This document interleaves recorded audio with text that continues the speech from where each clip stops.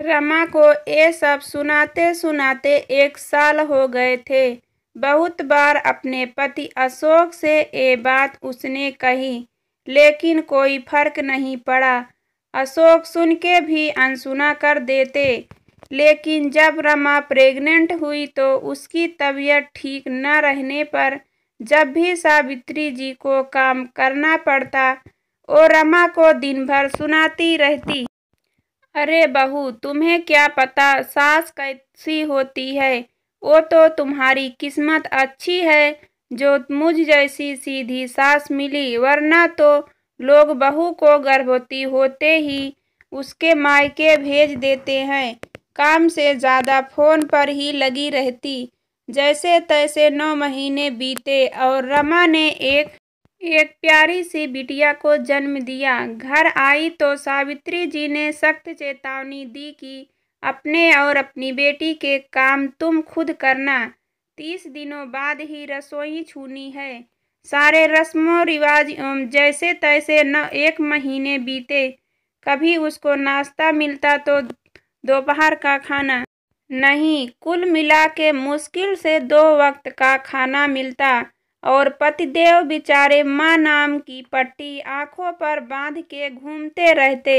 एक दिन सावित्री जी अपनी बहन से बात कर रही थी, तभी रमा ने सुना। अरे क्या बताऊं जीजी, सुबह से काम करके थक गई। आज तो फ्रीज से भिंडी निकाली और उसको धोई, कपड़े से पोंछ के सुखाया, फिर पूरी भिंडी को काट के उसके बाद उसकी सब्जी बनाई। फिर चावल को चुनना पड़ा कि कहीं कुछ कीड़े या पत्थर न हो।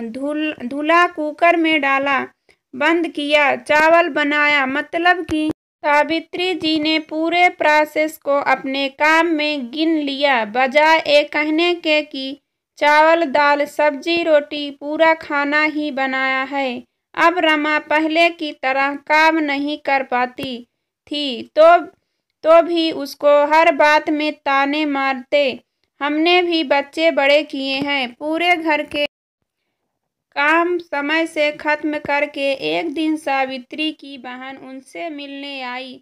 रमा ने उनको चाय नाश्ता कराया, पूरे घर का काम किया। अगले दिन सुबह रमा की आंख देर से खुली, तब तक उसकी मौसी सास चाय बना चुकी थी। सावित्री जी मुंह फुलाए बैठी थी क्योंकि उनकी बहन को काम करना पड़ा। रमा ने बिना बोले चुपचाप घर के काम खत्म किए, लेकिन दोपहर का खाना जैसे ही देने गई उनकी बातें शुरू हो गई। कोई घर आए मेहमान के साथ ऐसा व्यवहार करता है क्या भला। मौसी जी भी आग में घी डालने का काम कर रही थी। अरे जाने दे क्या हुआ। तब तक सावित्री जी ने कहा, नहीं दीदी, ये सीधी सास मिलने का फायदा उठाया जाता है। कोई टेढ़ी सास मिलती तो पता चलता।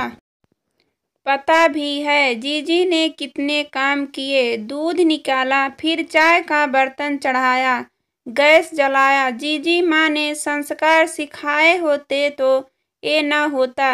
बस कीजिए मम्मी जी, भगवान बचाए आप जैसी सीधी सास से। अगर आपकी तरह मैं भी कामों की गिनती करूं तो शायद आपको गिनती भूल जाएगी। माफ कीजिएगा, मैं कहना तो नहीं चाहती थी, लेकिन अगर आपने मेरी माँ और संस्कार पर उंगली उठाई है तो सुनिए, उनके संस्कार ही हैं जो मैं आपके अत्याचारों पर भी चुप रहती हूँ, ये सोच के कि आप बड़ी हैं। लेकिन आप मेरी चुप्पी का गलत फायदा उठाती रही अब तक। अगर आप सच में इतनी ही सीधी तो अपनी ही सास से रिश्ता क्यों नहीं कायम रख पाई। आपकी इकलौती ननद आपके दरवाजे पर नहीं आती, घर से 10 कदम दूर आपकी सास रहती है। कभी आप दीदी जी से मिलने नहीं जाती और अपने बच्चों को भी गलत कहानियां सुना के नफरत भर दी है उनके दिलों में अपने ही परिवार के प्रति। अगर आपकी तरह मैं भी करूं तो कैसा लगेगा। आपको, जब आपकी पोती ही आपके